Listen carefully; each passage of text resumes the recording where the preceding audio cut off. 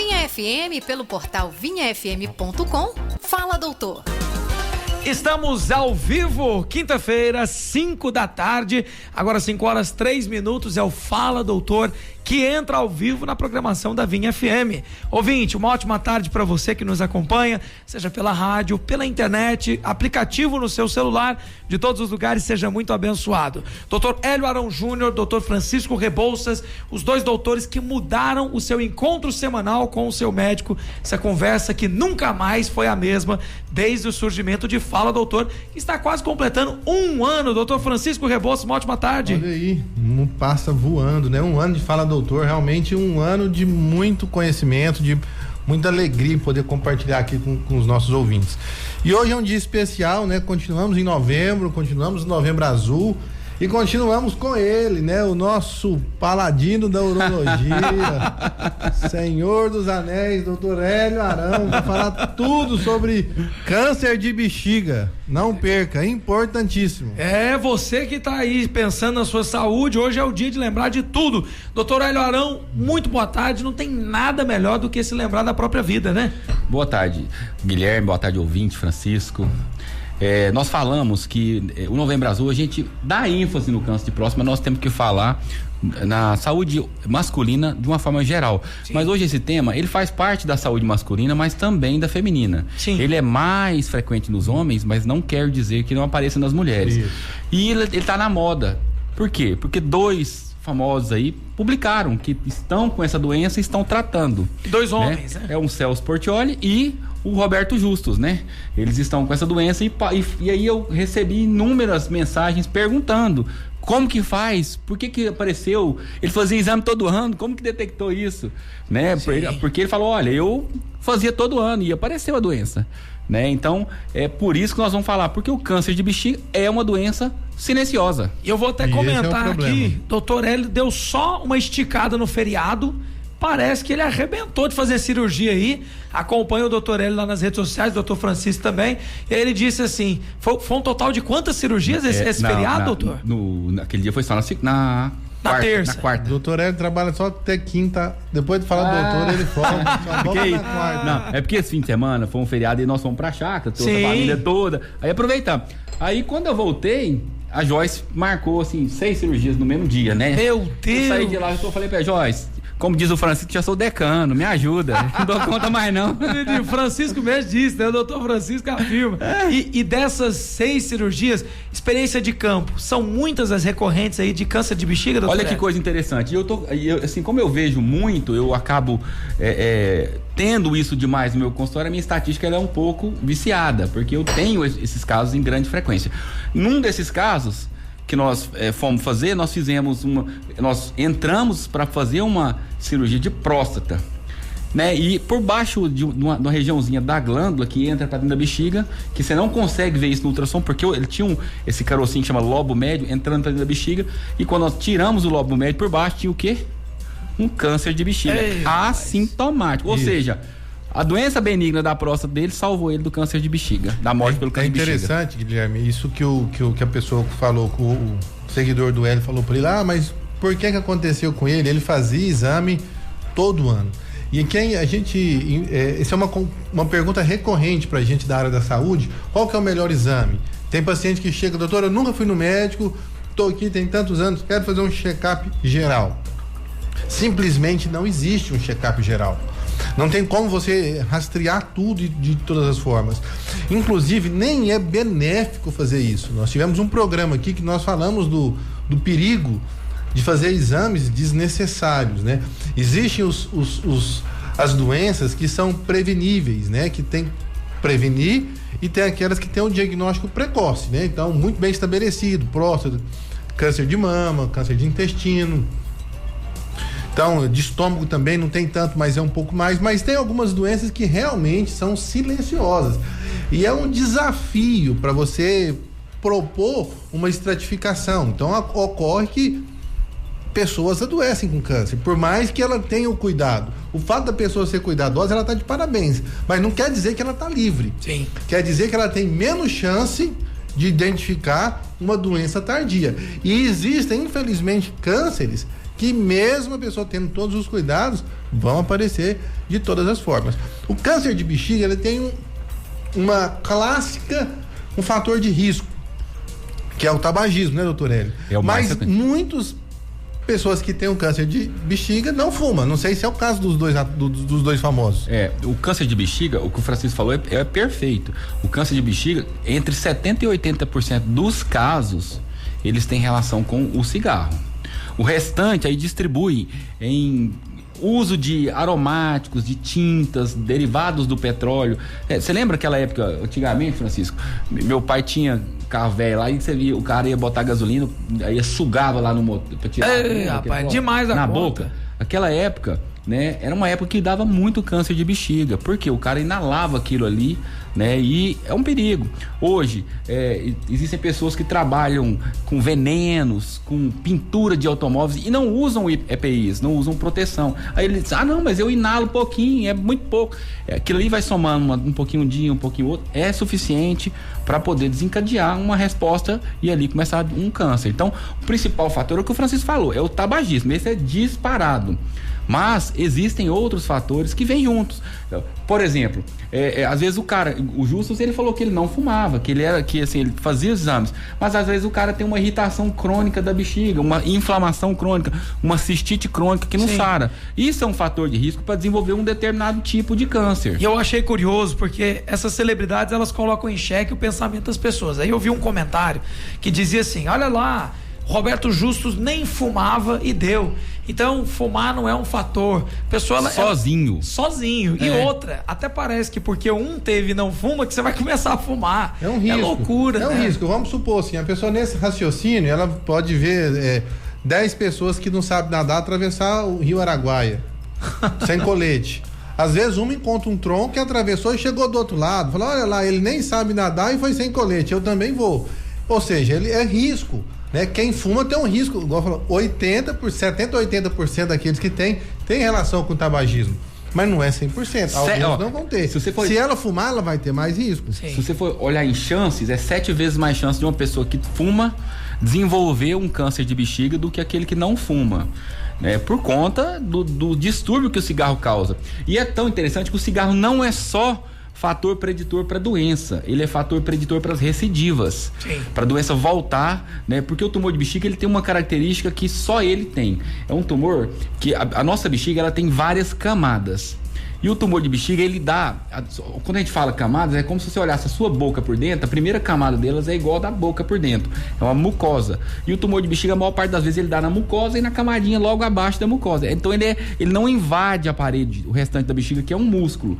Então ele fica naquela camada superficial. Quando você faz o diagnóstico precoce e ele ainda está nessas duas camadas superficiais, o tratamento, ele não tem nem corte.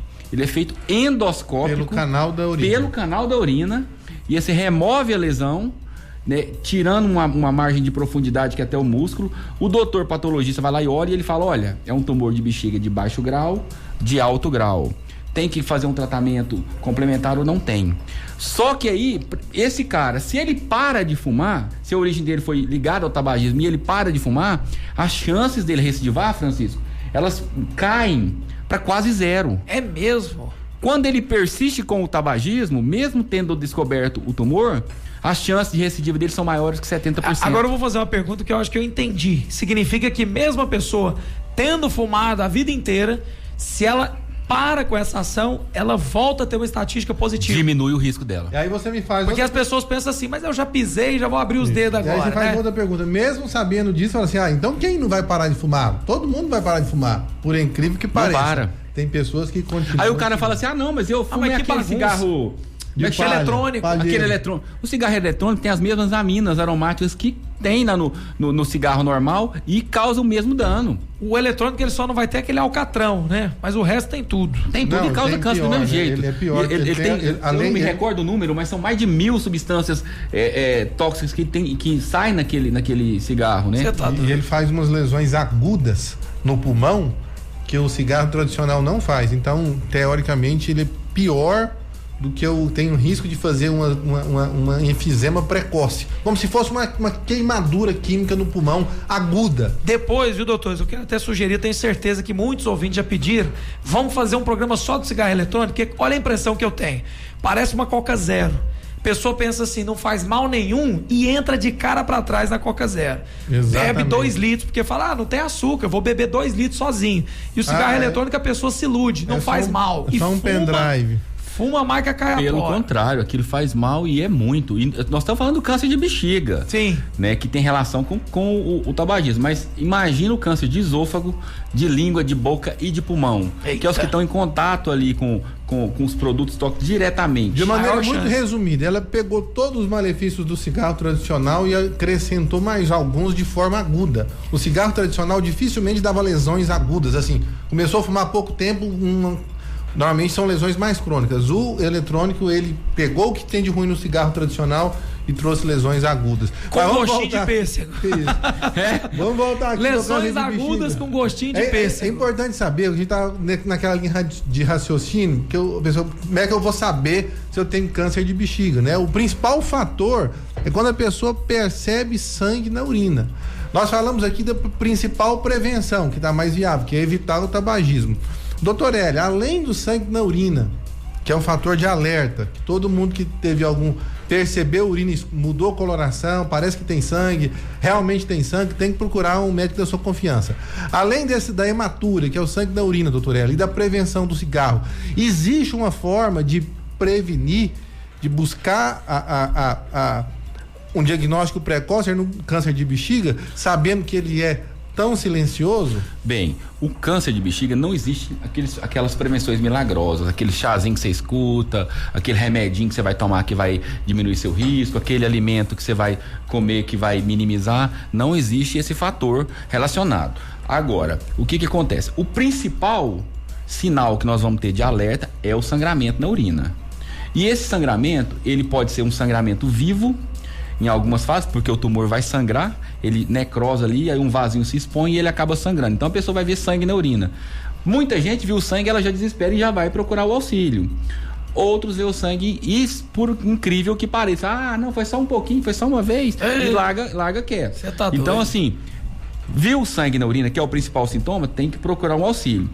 É claro que nem todo sangramento urinário tem a ver com câncer de bexiga. Na verdade, se você for quantificar, os cálculos sangram mais, as infecções sangram mais, mas o sangramento presente está ali. E tem gente que nunca vai sangrar de forma visível. Que é o mais perigoso.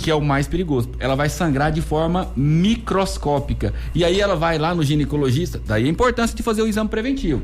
Ela vai lá no ginecologista, se ela é uma mulher e não está no período menstrual, o ginecologista faz o exame simples de urina. Peraí, tem sangue na sua urina aqui. Procura um urologista. Na maioria das vezes, você não precisa ficar preocupado, você que está ouvindo, porque a maioria das vezes não vai ser nada, vai ser algo simples de tratar, uma infecção, uma inflamação, um cálculo.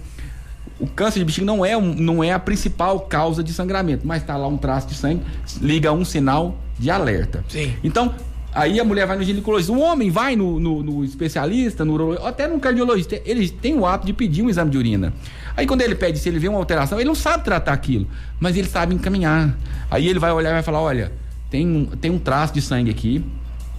E os cardiologistas fazem isso muito, eles veem lá o traço de sangue e encaminham para o urologista, assim como eles veem uma alteração do PSA, olha, tá na hora de você procurar seu urologista. E aí ele vai lá e a gente faz um rastreio e os exames adequados, e aí faz o diagnóstico. Porém, não é o único sintoma, o sangramento. Tem pessoas que têm ali uma disúria crônica. O que é uma disúria? Sabe aquele desconforto para urinar, aquela ardência, um mal-estar? Que é parece uma infecção urinária. Igualzinho uma infecção uma urinária. Uma dor surda que o paciente sente. Só que não passa. Da barriga.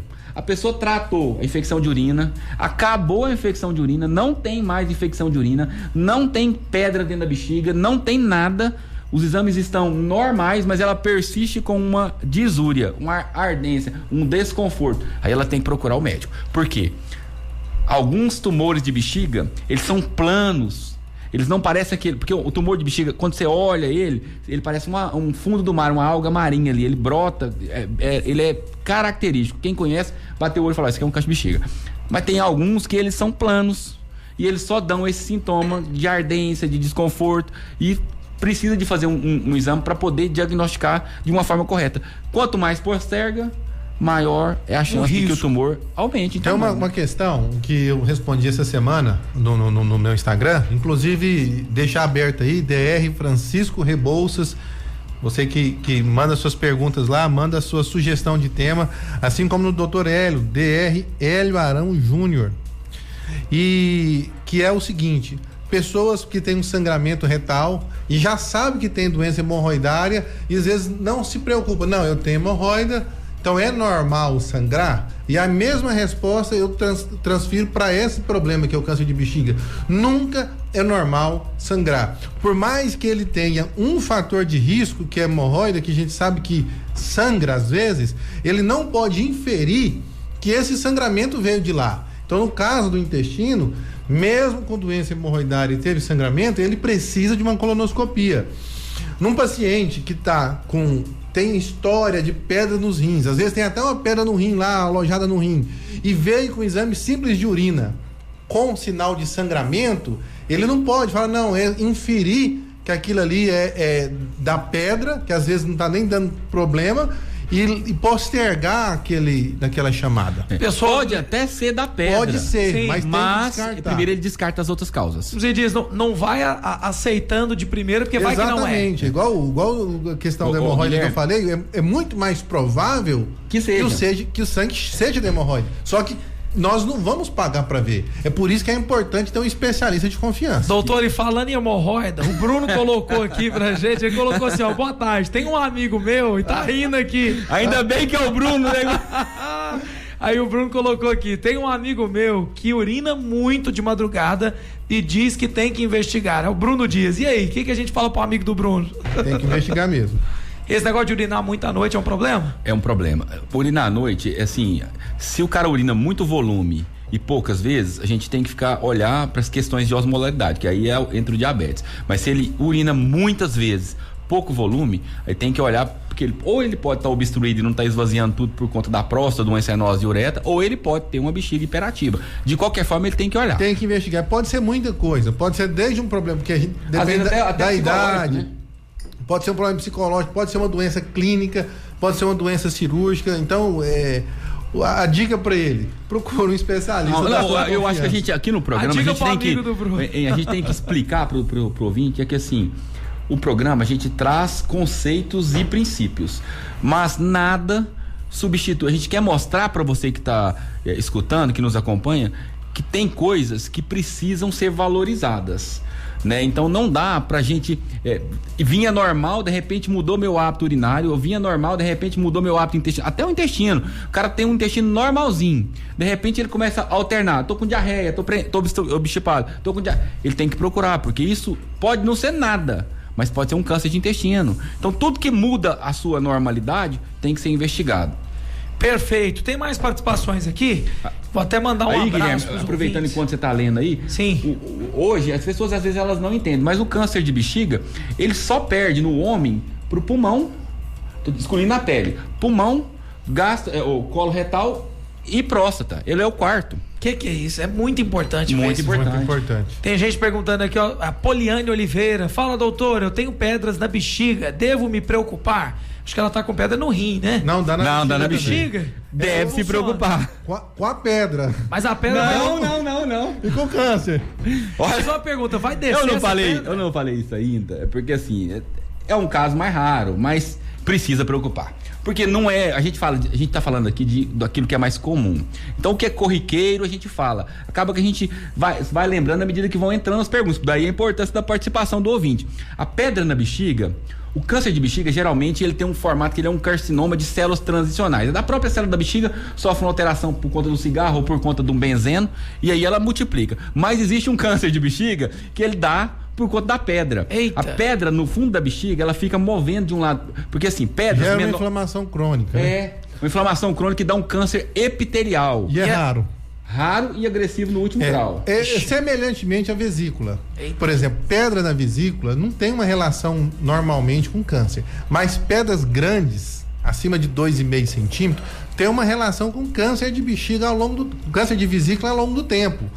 pela inflamação crônica. É uma doença rara, mas é um risco. A pessoa, muitas vezes, por exemplo, é uma indicação formal. Mesmo que a pessoa não sinta nada, um cálculo acima de 2,5 centímetros, tem indicação cirúrgica pelo risco de câncer. Essa mesma inflamação crônica ocorre na bexiga também com a pedra. Deixa eu fazer uma pergunta de alguém leigo aqui.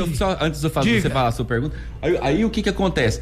Pedras na bexiga, elas têm um tamanho para ser eliminadas. A uretra da mulher, ela consegue expelir um cálculo ali até de 1 centímetro, porque ela dilata. A de um homem não dá isso. A do homem, da mulher sim, porque ela é curtinha. Agora, o homem é um pouco mais difícil, porque o homem tem uma uretra comprida, ele tem a próstata, a uretra peniana toda. E não aguenta dor de jeito nenhum, você tá doido.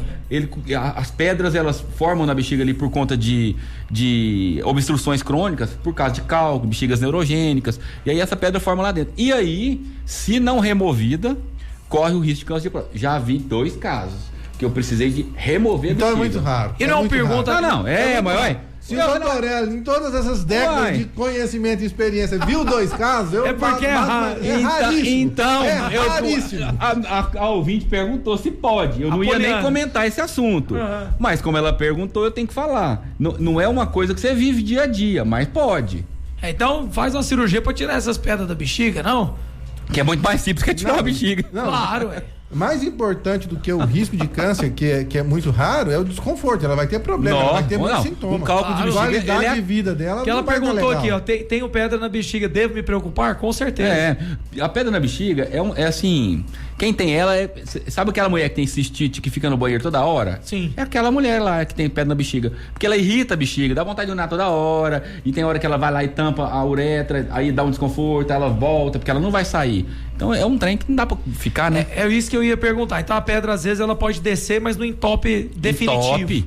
Na mulher, dificilmente, no homem top. Que aí desce, fica lá no meio. Meu irmão, já tirei pedra parada no meio do canal da urina do pênis. Tá doido. Parada lá, ó. Você tem que empurrar ela de volta pra bexiga pra tirar. Você tá doido. Deus. Não, e se não tira, explode a bexiga do camarada. Cabe quantas ml de urina dentro da bexiga, doutor? De 300 a 500, mas eu já tirei bexiga aí com 1.500. Ela vai dilatando, né? 1 litro e meio. Ó, vou te falar, já vi gente romper bexiga de tanta urina. De volume. Eu já vi também, várias vezes. Inclusive, não é muito raro no acidente de trânsito, pessoas que usam assim de segurança, numa colisão, explodir a bexiga se tiver de bexiga cheia. Eita, rapaz. Aqueles prendedores de urina aí, não é bom. Então você que... Só mais uma dica do Fala Doutor, ó. Isso que o Francisco falou é importantíssimo. Quem não vai fazer xixi? Vai viajar, vai lá, esvazia a bexiga, deu vontade de... Bexiga cheia, cinto de segurança, uma colisão... não precisa nem ser em alta velocidade, pode explodir a bexiga, isso é comum. E é leve, não precisa ser uma colisão assim muito extrema, não. É por isso que você para no meio da estrada, se for o caso, resolve rapidinho, volta pro curso normal. Qual que era a pergunta leiga que você ia falar? A leiga que eu ia falar era essa da pedra. Não tem uma hora que ela desce em top? Desce em top, e aí é terrível. Então, Poliane, cuida dessa pedra na bexiga pra ontem.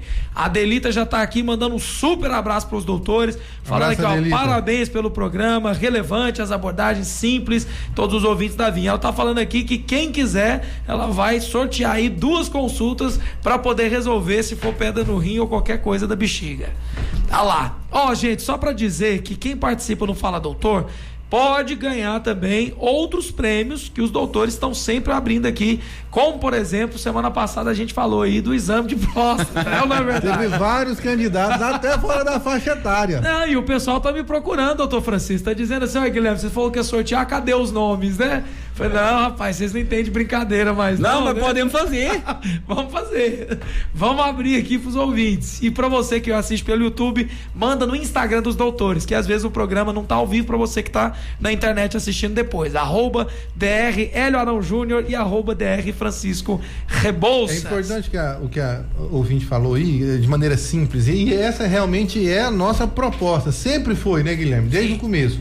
É trazer conteúdo útil, conteúdo de maneira descomplicada. Essa é a missão do Fala Doutor, trazer conteúdo que seja relevante, mas explicar do jeito que nós conversamos em consultório, né? Ninguém fica no consultório, ou pelo menos não deveria, falando mediquês, falando termo que os médicos conversam nos congressos ou conversam entre si sobre alguma técnica refinada, né? Esse não é o papel do Fala Doutor. O papel do Fala Doutor é trazer esses conteúdos de qualidade, com relevância, mas de maneira descomplicada, que seja prática, que seja útil para o nosso ouvinte. É tanto que a gente às vezes fala assim, ó, a gente fala alguma coisa aqui e de repente você vê que eu volto, ou o Francisco volta, olha, peraí, disúria é isso e isso e isso. Porque às vezes a gente esquece que nós estamos falando, né, e a gente volta atrás para poder corrigir aquilo para a pessoa entender. Deixar de uma maneira fácil.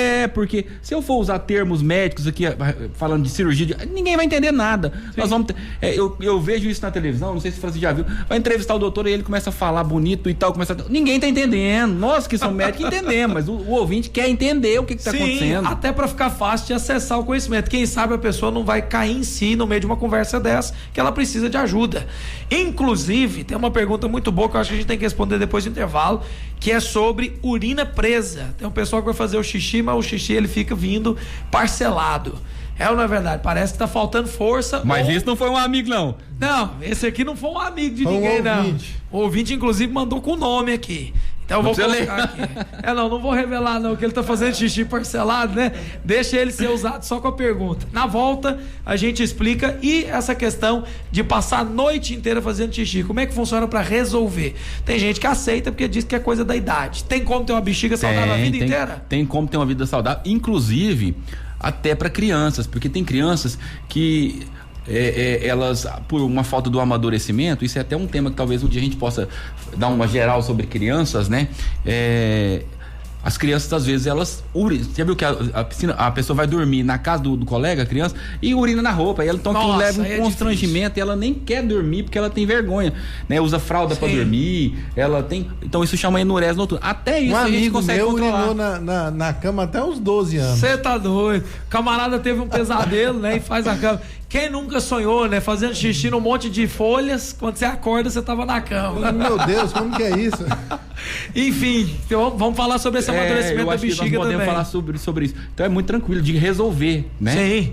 Pra você que quer se sentir aliviado e não acordar no meio da noite, fica com a gente, o intervalo é rápido. E já vai aproveitando e seguindo. Isso. DR Hélio com Hélio Arão Júnior, DR Francisco Rebouças. Manda sua pergunta lá que elas estão abertas, as caixinhas. Abre lá o do Instagram dos doutores e segue, porque eu vou te falar. Seu encontro semanal é toda quinta. Estamos ao vivo, intervalo rápido.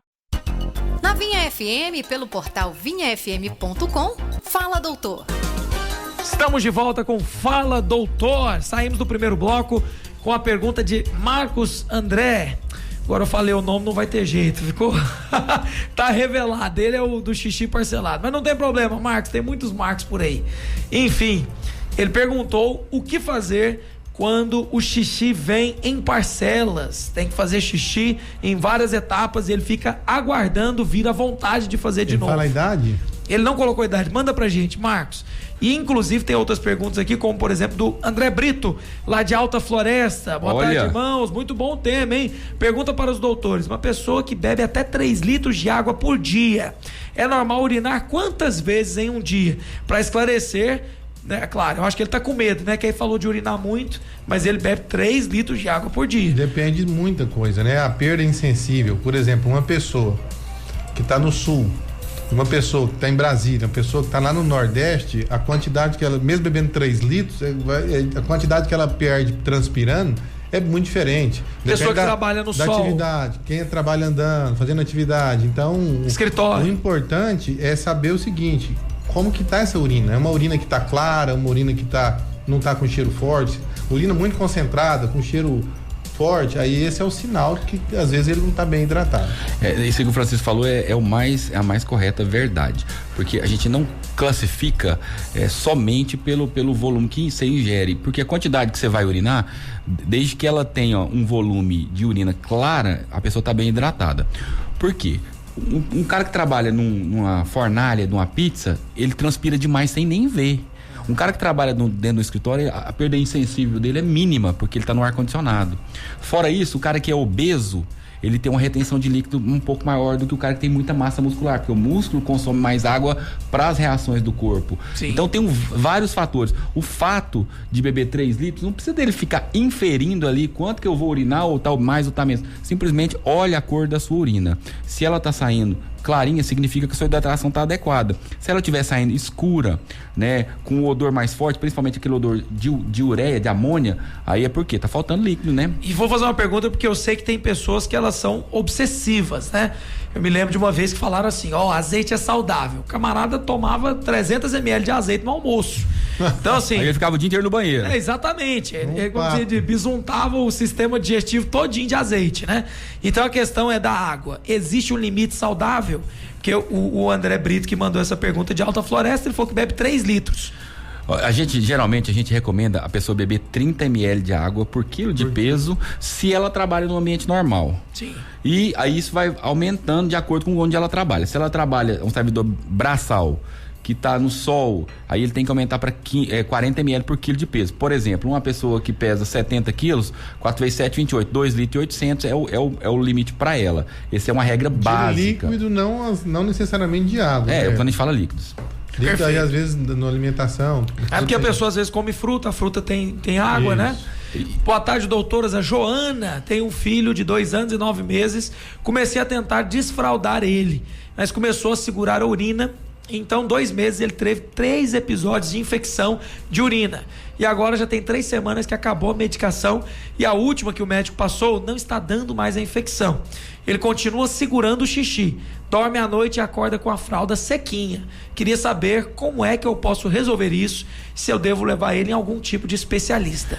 Na verdade, isso aí faz parte do amadurecimento do sistema. Isso é tanto para desfraldar com relação à parte miccional quanto com relação à parte intestinal, né? Ele tá acostumado a urinar na fralda. Quando ele tira a fralda, ele acabou ficando um pouco assustado. E aí ele acaba segurando, né? À medida que ela for... O que ela tem que fazer? Levar ele no banheiro e estimular várias vezes. Põe ele dentro do banheiro sozinho para ele tomar banho, brincando lá. Aí ele vai urinar sem ele perceber. Aí ele vai acostumando a urinar sem que haja uma pressão. Porque às vezes a mãe fica aí, urina, igual a gente faz com o cachorro. Faz xixi aí, ó.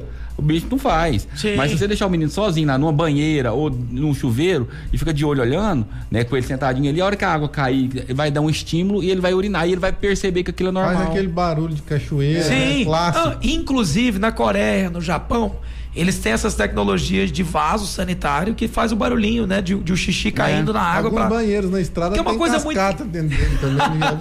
É verdade, só para ajudar no xixi. Que é uma coisa muito engraçada, né? A urina, ela não vem de repente e não vem na hora que você quer separar. Mas você não tá com vontade de fazer xixi? Rapaz, não tô. Daqui 10 minutos, vem à vontade.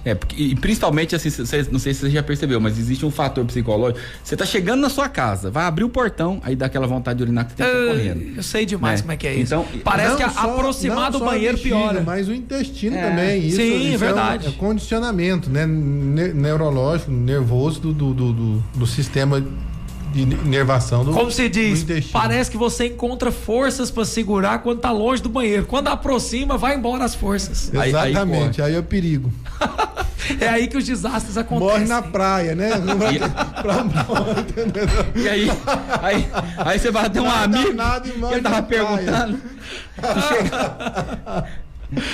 Aí o amigo que tá perguntando, toda vez chega mijado em casa. Oh, Deus me livre. Não dá tempo de abrir o portão. E, inclusive o André tá esclarecendo. Olha, eu sei, eu perguntei só pra quem não sabe, tá certo. E o colega colocou a idade dele aí sobre 33 anos. Tá novo, né, Toré? Aí tá muito novo. Aí tem que investigar porque ele pode estar desenvolvendo uma bexiga hiperativa. Dificilmente um cara de 32 anos vai ter uma obstrução prostática. Esse que faz xixi em parcelas, né? À noite, várias vezes. Aí tem que olhar porque provavelmente ele não está esvaziando a bexiga de forma correta. Ou ele tem uma obstrução funcional que chama doença de Marion, ou ele tem uma bexiga hiperativa. Então ele precisa de procurar um urologista para poder descobrir qual é a causa, qual dessas duas situações que ele está desenvolvendo. Normal não é. Nosso amigo... Ele não tá normal, não. Agora, voltando lá pro câncer de bexiga, até porque o nosso tempo já tá correndo ali. Sim. Quando a gente fala no câncer de bexiga, uma vez que a gente diagnosticou, uma vez que você suspeitou, que você fez ali o exame de urina e viu que tem uma alteração, o doutor às vezes ele pede uma ultrassom e a ultrassom vê lá uma pequena lesãozinha, ou às vezes o ultrassom não vê nada, mas a hematura, o sangramento é clássico, e precisa de fazer um exame, né? Existe um exame padrão ouro, né, que vai fazer o diagnóstico dos tumores de bexiga. Assim como o Francisco, a pessoa chega lá e fala, olha, eu tô com uma queimação, uma dor aqui e tal, tem mais de 45 anos, até falamos isso, né? Aí ele vai lá, ele é tabagista, ele vai lá e faz uma endoscopia.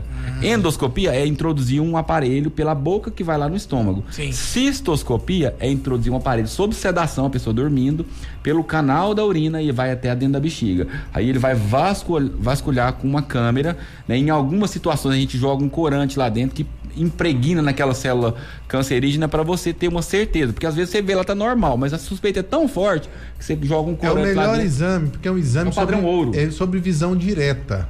Você não tem que fazer um exame que precisa de som, igual ultrassom, um que precisa de radiação. Melhor do que isso, é um exame que, como o doutor Hélio falou, é um câncer que começa nas células de dentro, na pele, entre aspas, da bexiga.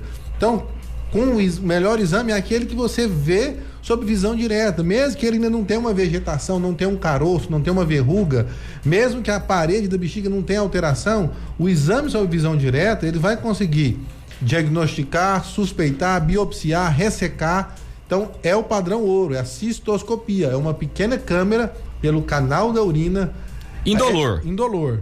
Não dói, não vai aleijar, não vai machucar, não vai prevenir, sangrar, né? E vai identificar. E aí uma vez que eu olho lá dentro, né? Aí eu tô com uma câmera. Eu olhei lá dentro, eu vi a lesão, eu posso só biopsiar? Ou se eu já tiver preparado, conversado, quando a suspeita é muito forte, eu já falo pro doente, olha, nós vamos fazer o exame, se a gente vê a lesão e ela for suspeita, fortemente suspeita, nós já vamos aproveitar e tirar, que com aquela sedação mesmo eu já tiro aquela lesão e já está resolvido o problema. Ele não vai precisar de passar, porque as pessoas elas confundem. Se a doença ela é diagnosticada precocemente e ela é superficial, somente o exame com a ressecção já trouxe para ela a cura.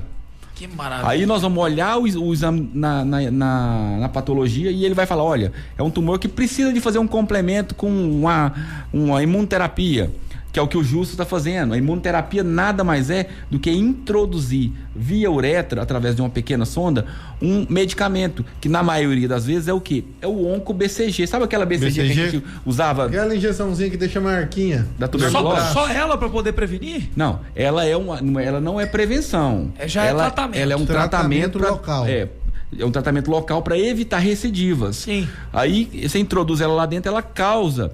Você lembra quem vacinou o BCG? Como é que dá uma inflamação no braço? Fica vazando um pulso. É lá dentro da bexiga, ela causa uma ativação do seu sistema imune. E aí ele vai ali, destrói as células que porventura estejam ali, que não são vistas a olho nu. Então ele evita a recidiva. Para todo mundo se faz o BCG? Não. Para tumores que tem um alto grau. Ele é superficial. A BCG ela faz retroceder. Ela evita da doença aparecer novamente. Entendi. Então, a pessoa, mas é para todo mundo? Não é, porque senão a pessoa mas meu médico me operou e não aplicou o BCG. Não é para todo mundo. Tem tipos de células São células diferentes. Aquela que tem um baixo grau, que é uma doença superficial, você simplesmente resseca e vai fazer acompanhamento trimestral com exames de cistoscopia durante o primeiro e o segundo ano. Sim. Depois o espaço vai aumentando. Agora, para quem tem doença de alto grau, a cistoscopia... A BCG é uma ótima opção. Porém, nem todo mundo chega no médico ainda nos dias de hoje com doença localizada. Aí é o problema.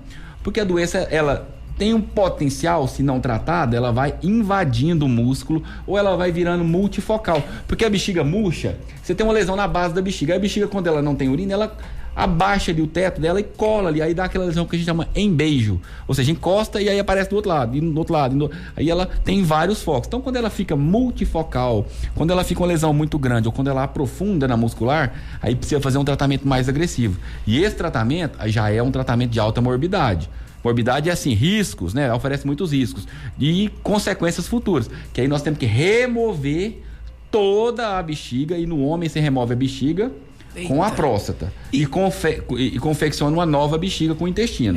Na mulher, nós tiramos o fundo da vagina, e aí depende do nível de agressão, porque se você faz uma biópsia e ainda está comprometido, você tem que ir ampliando a margem, né? O fundo da vagina tira toda a bexiga, tira as glândulas da anexos ali, é uma cirurgia de grande porte. Então aí nós vamos pegar o intestino, uma parte do intestino delgado, do intestino fino, e vamos confeccionar uma bolsa, né? Um reservatório, que nós podemos ligar no buraquinho do xixi ou colocar ele para sair pela barriga.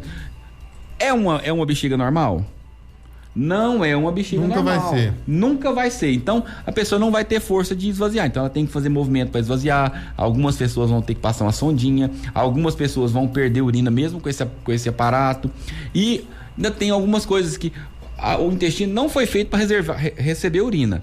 É porque não tem outra situação, não tem outra forma de você criar um armazenamento. E aí, essa urina ali dentro pode causar algumas alterações metabólicas, né? De acidose, junta muita sujeira, entope. Então, para que chegar num ponto desse, se a gente tem como fazer um diagnóstico precoce e evitar um tratamento tão doloroso e tão mutilador pra gente? Porque pro homem é terrível. Se o homem acha ruim tirar a próstata porque tá com câncer, imagina ele tirar próstata, bexiga. Meu Deus, então, muito mais agressivo.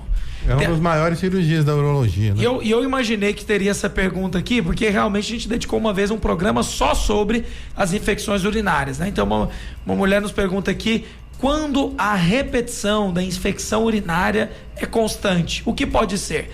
Tomar pouca água pode ser uma causa? Pode sim. A infecção urinária de repetição, ela tem várias causas. A principal delas é a baixa ingesta de líquido e quando a pessoa segura muita urina. Então ela mantém... segurar o xixi. A mulher tem esse hábito social de não fazer xixi em qualquer lugar. Ela segura. Além de ter um fator de risco maior, como ele falou, que tem a uretra curta. Então, esse é um dos principais fatores de risco. Mulher que segura o xixi e bebe pouca água. É um dos primeiros fatores. Mas tem outros fatores. Por exemplo, a mulher, quando ela começa a ter a vida sexual dela logo que ela casa, aí é muito comum a bactéria migrar da região intestinal para a vagina e entrar na uretra e contaminar, e aí dá infecção. É um período que depois passa. A menopausa também, né? Ela adapta. A menopausa é um período que, assim, tenso para as mulheres que costumam ter infecção urinária. É claro que nem toda mulher vai ter isso, mas tem algumas que têm a predisposição. Geralmente a mãe tem, o irmão tem, e aí elas têm dentro da bexiga receptor que a bactéria liga ali. E aí fica mais fácil de dar infecção. Então, na menopausa, perde a proteção. Cálculos também, né? Cálculos, principalmente o cálculo que chama coraliforme, que ele fica dentro do rim.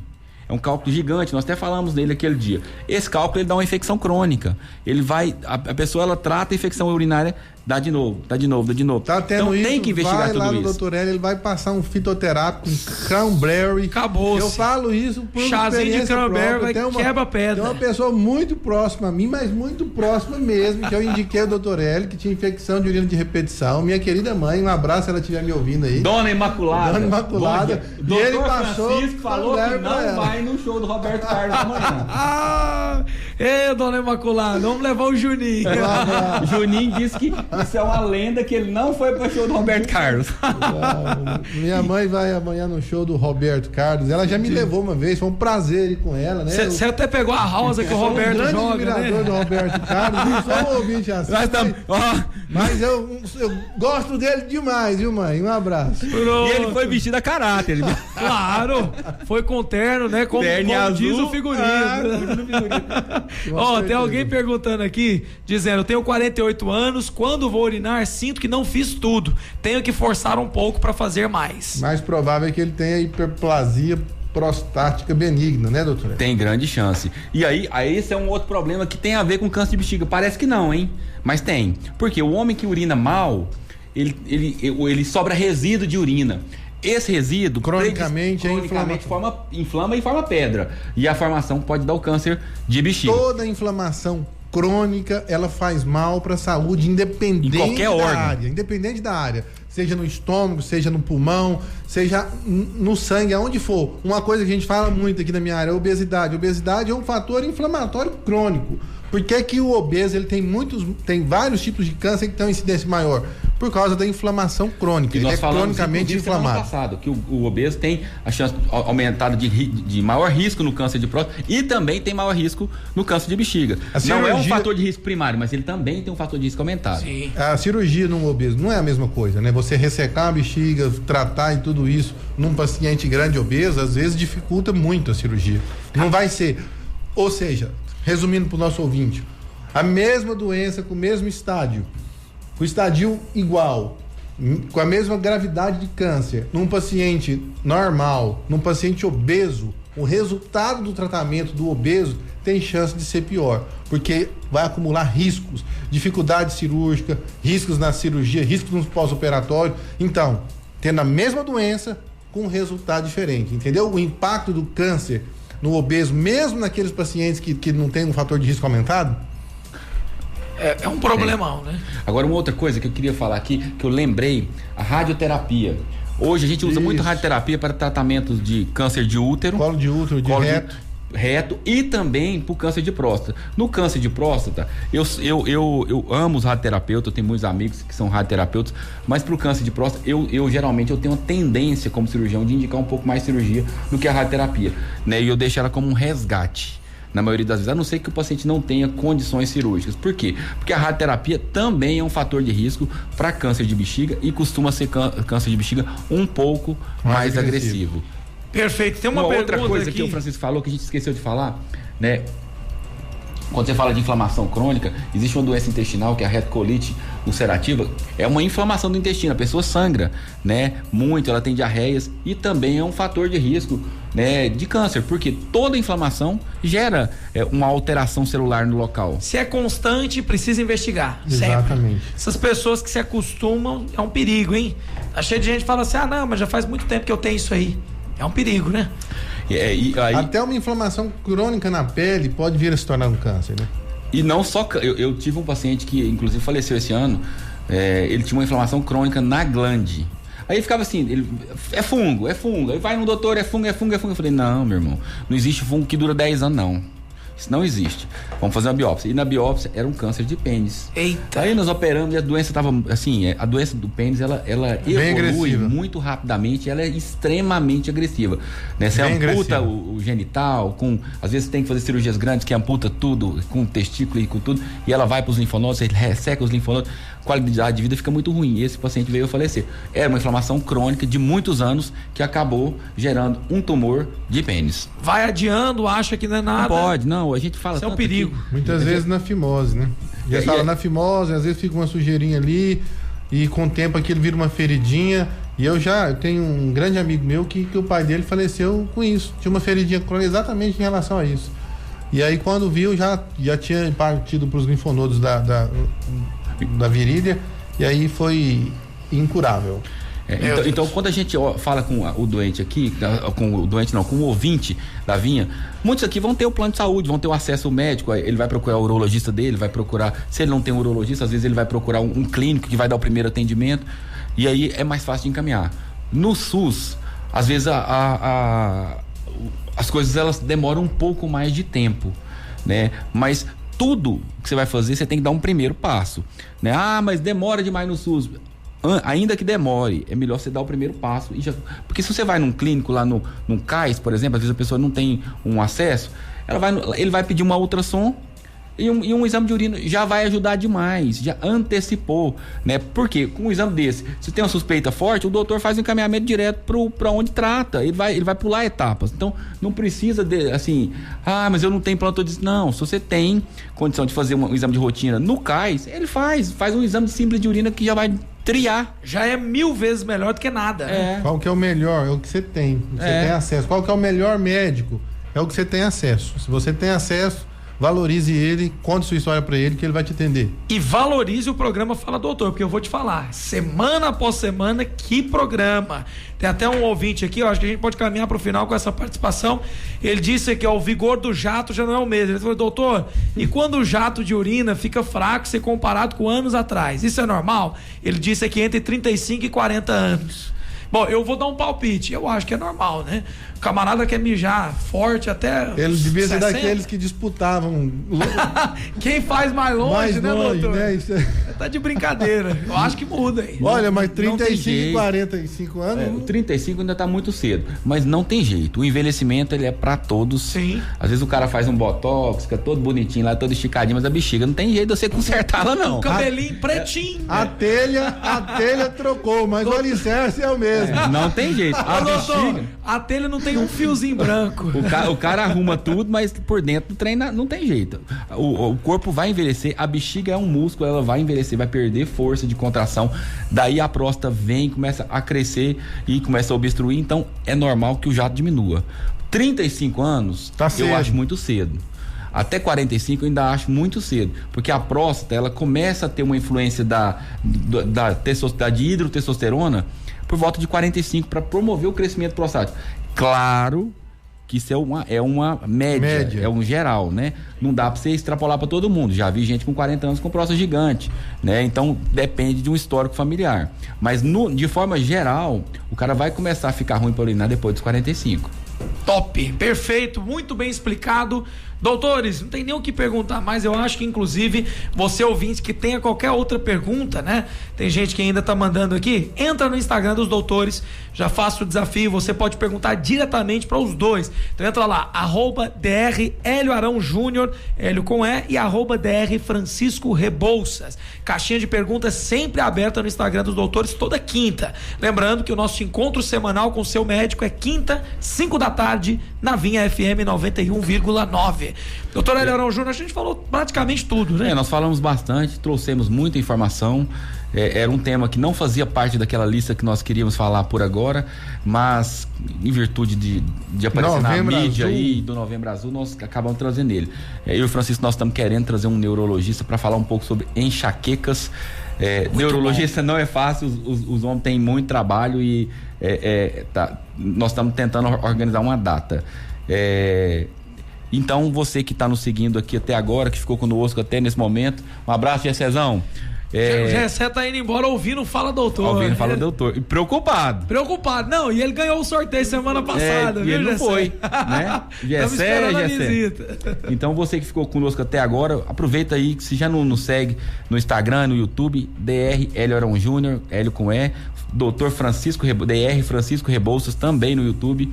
Nós temos muita informação lá a respeito de obesidade do Francisco, a respeito de distúrbios gastrointestinais de uma forma geral, falando sobre prevenções, sobre doenças, até algo simples que as pessoas perguntaram aí, né, sobre liberação de gases, flatos, e tudo isso o Francisco tem lá. E eu tenho também um Instagram do qual eu falo algumas coisas, além disso aqui, a gente fala sobre reposição hormonal, disfunção erétil, que são coisas que a gente não consegue falar no programa normal. Mas se você tem curiosidade, me segue lá.